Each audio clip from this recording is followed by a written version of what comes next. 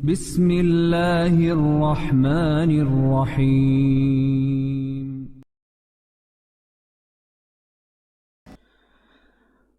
بسم الله الرحمن الرحيم. السلام عليكم ورحمة الله وبركاته. الحمد لله والصلاة والسلام على رسول الله وعلى آله وصحبه ومواله. Amma ba'du. Ma'asyiral muslimin yang dimuliakan Allah Subhanahu wa taala, alhamdulillah di malam hari ini kembali kita bermajlis ilmu dari Masjid Jabal Uhud di Ban Kampung, Batam, Kepulauan Riau. Salawat dan salam tak lupa kita aturkan kepada Rasul kita yang mulia alaihi salatu wassalam. Allahumma salli ala Muhammad wa ala alihi wa sahbihi wa man sara ala nahji ila yaumiddin.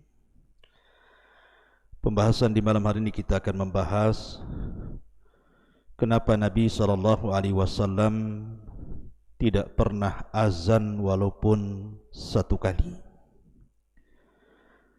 Padahal syariat azan itu adalah syariat yang disyariatkan Nabi SAW kepada kita. Tapi kenapa pula Rasul tidak pernah azan walaupun satu kali dalam hidupnya? Pertanyaannya, kenapa? Ma'asyiral muslimin yang dimuliakan Allah Subhanahu wa taala, sebelum saya menjelaskan alasan-alasannya, azan ini adalah amalan yang sangat agung sekali. Dan Nabi SAW memiliki 4 muadzin sepanjang sejarah hidupnya. 3 di kota Madinah dan 1 di kota Mekah.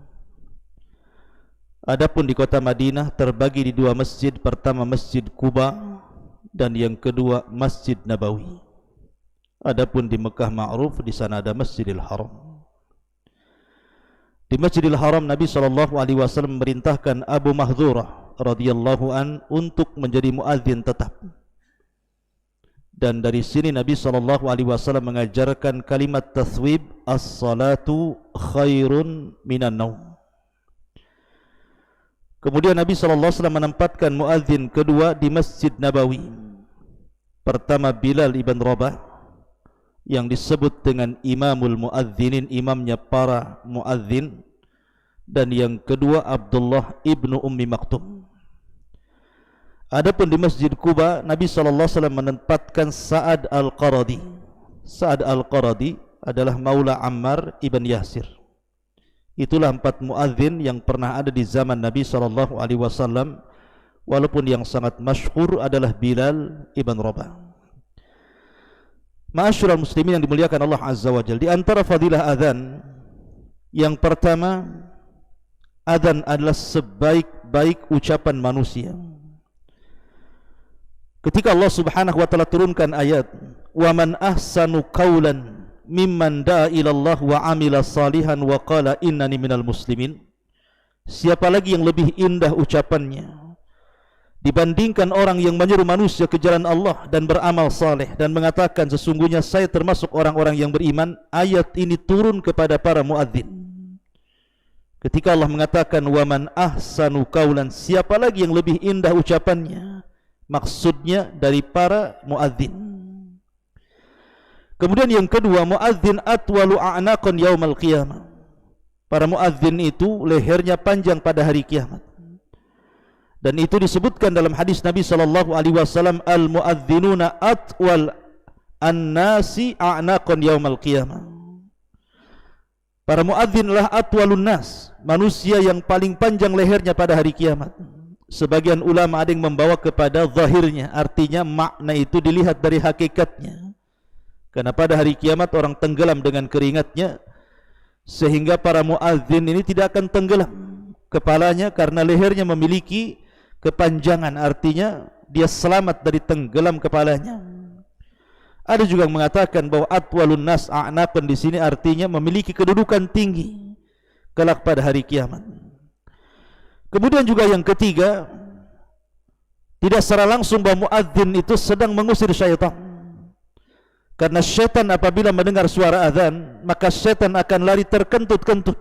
Dan itu berdasarkan hadis Nabi sallallahu alaihi wasallam, "Idza nudiya lis-salati adbara syaitan lahu dhurah." Jadi apabila seorang muadzin mengumandangkan azan, maka syaitan akan lari terbirit-birit sambil terkentut-kentut. Kemudian juga yang keempat, bahwa suara muadzin itu adalah suara tauhid. Karena dalam kumandang azan di situ ada dua kalimat syahadat, asyhadu an la ilaha illallah wa asyhadu anna muhammadar rasulullah. Kemudian para muadzin akan diampuni dosa-dosanya dan akan dijamin masuk surga. Dan banyak lagi fadilah muadzin. Tapi pembahasan malam ini, kenapa Nabi SAW tidak pernah azan walaupun satu kali? Padahal Nabi SAW yang menjelaskan keutamaan yang luar biasa tentang keutamaan azan ini. Tapi kenapa pula Nabi tidak azan? Yang pertama, sebab yang pertama, karena dalam azan itu ada panggilan hayya 'alas shalah. Dan panggilan hayya 'alas shalah, hayya 'alal falah ini perintah. Dan al-aslu fil amri yufidul wujub. Asal perintah dalam kalimat usul itu memiliki wajib. Kalau seandainya Nabi SAW mengumandangkan azan, kemudian ada seorang sahabat yang sampai tidak datang ke masjid, berarti sahabat ini telah melanggar perintah Nabi SAW. Dan bila sampai melanggar perintah Nabi SAW, masuk pada sabda Nabi SAW, kullu ummati yadkhulunal jannah illa man aba. Qila ya Rasulullah wa man yaba? Qala man ata'ani dakhalal jannah wa man asani faqad aba. Kata Nabi SAW, semua umatku pasti masuk surga kecuali orang yang enggan masuk surga. Sahabat bertanya, Rasul, siapa yang enggan masuk surga itu? Maka Nabi SAW mengatakan, siapa yang taat kepadaku dialah masuk surga, dan siapa yang enggan artinya tidak taat kepadaku, maka dia tidak akan masuk surga. Artinya kalau sampai tidak datang dari seruan hayya 'alas shalah, hayya 'alal falah yang dikumandangkan Nabi SAW, maka para sahabat terancam tidak masuk surga. Kemudian juga ayat Al-Quran Allah mengatakan, falyahdharil ladzina yukhalifuna an amri an tusibahum fitnah aw yusibahum adzabun alim. Hendaklah takut orang-orang yang datang perintah dari Allah dan Rasulnya kepada mereka, kemudian mereka tidak melakukannya. Apa yang terjadi? Falyahdharil ladzina yukhalifuna an amri. Hendaklah takut orang yang menyelisih perintah Rasul, an tusibahum fitnah. Boleh jadi fitnah ditimpakan kepada mereka, au adzabun alim, ataupun azab yang pedih. Maka karena di sini ada perintah yang boleh jadi mungkin para sahabat ada yang tidak datang ke masjid karena sebuah uzur, ataupun karena tertidur, atau karena sebuah pekerjaan. Kalau sampai tidak datang terancam dengan hadis dan ayat ini. Makanya Nabi SAW tidak azan walaupun satu kali. Ini alasan yang pertama. Alasan yang kedua, bahwa Nabi SAW tidak azan karena Nabi SAW diutus oleh Allah da'iyan ilallah, untuk menyeru manusia. Kalau seandainya kemudian Nabi SAW mengumandangkan asyhadu anna Muhammadar Rasulullah, saya bersaksi bahwa Muhammad adalah utusan Allah, nanti orang menyangka bahwa di sana ada Muhammad lain yang diutus oleh Allah Subhanahu wa taala selain Muhammad yang sedang azan. Karena azan itu seruan kepada manusia. Saya ulangi, ketika Nabi SAW mengucapkan asyhadu anna Muhammadar Rasulullah dalam azannya, maka orang-orang yang mendengar akan menyangka di sana ada nabi yang namanya Muhammad dengan nama yang sama dan bukan Muhammad yang sedang azan. Dari situ Nabi SAW tidak pernah azan. Karena dikhawatirkan ada salah persepsi bahwa di sana ada nabi selain Rasul SAW, sehingga Rasul harus bersaksi kepada orang yang namanya Muhammad itu. Ini yang kedua. Kemudian yang ketiga, alasannya kenapa Nabi SAW tidak azan, karena syariat azan itu adalah syariat yang dihasilkan dari mimpi. Jadi ada seorang sahabat Nabi SAW, karena permulaan, kita tahu permulaan syariat azan itu tidak ada. Ketika Rasul hijrah dan para sahabatnya ke Madinah, mereka datang begitu saja ke masjid tanpa ada seruan azan. Baru kemudian di antara para sahabat ada yang mengomentari, Rasul bagaimana kalau kita buat lonceng? Yang lainnya mengatakan, Rasul bagaimana kalau kita buat trompet? Yang lainnya mengatakan, Rasul bagaimana kalau kita nyalakan api di bukit? Tapi yang lainnya dibantah dan mengatakan itu tasyabbuh dengan Yahudi, Nasrani dan Majusi. Sampai akhirnya seorang sahabat Nabi SAW, pertama Umar bin Khattab radhiyallahu an, yang kedua Abdullah ibn Zaid. Jadi Abdullah ibn Zaid dan Umar bin Khattab ini bermimpi. Dalam mimpinya berjumpa dengan malaikat, kemudian diajarkan lafaz azan yang kita kenal hari ini. Kemudian keduanya datang kepada Nabi SAW dan melaporkan mimpinya, dan Rasul membenarkannya dan langsung mengatakan kepada Bilal, ya Bilal, adzin linnas, wahai Bilal, azanlah untuk manusia. Lah karena syariat azan ini dasarnya dari mimpi para sahabat yang dibenarkan Nabi SAW, makanya Rasul tidak azan. Tapi Rasul mewakilkan azan kepada Bilal, Abdullah ibn Ummi Maktum, Abu Mahdzura ataupun Sa'ad al-Qaradi, Maula Ammar ibn Yasir radhiyallahu anhum. Ini alasan yang lainnya. Kemudian juga alasan yang lainnya juga disebutkan oleh Syekh Al-Allamah Izzuddin ibn Abdissalam rahimahullahu ta'ala. Beliau mengatakan bahwa azan ini sebuah amanah, sama dengan qomat, tidak boleh ditinggalkan.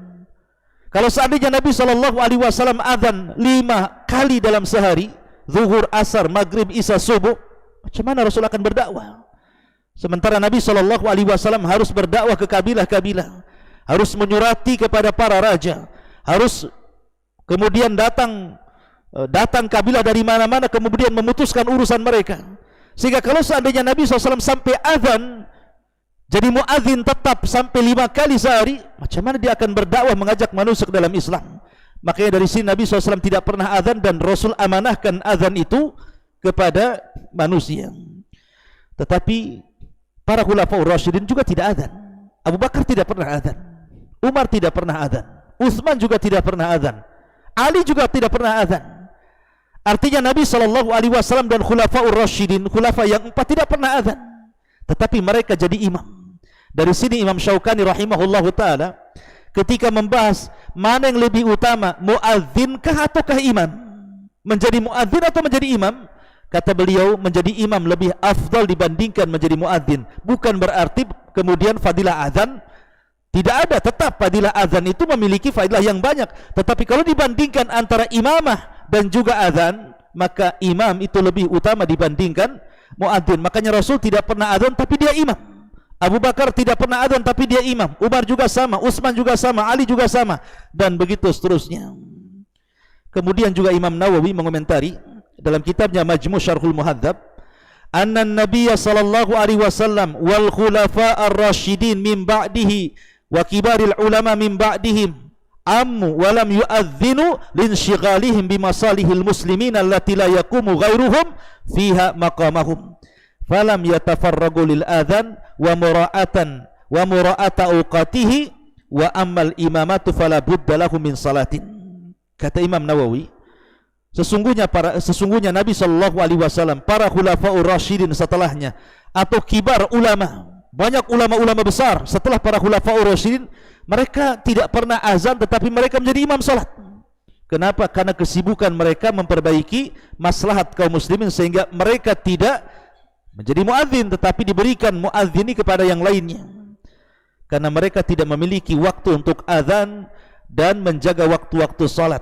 Adapun imam, kata Imam Nawawi, ammal imamatu fala budda lahu min salatin. Adapun imam, maka sebuah keharusan mereka menjadi imam bagi salat manusia. Inilah diantara kenapa Nabi SAW tidak azan walaupun 1 kali seumur hidupnya. Subhanakallah bihamdika asyhadu an la ilaha illa anta astaghfiruka wa atubu ilaik. Allahu ta'ala alam. Assalamualaikum warahmatullahi wabarakatuh.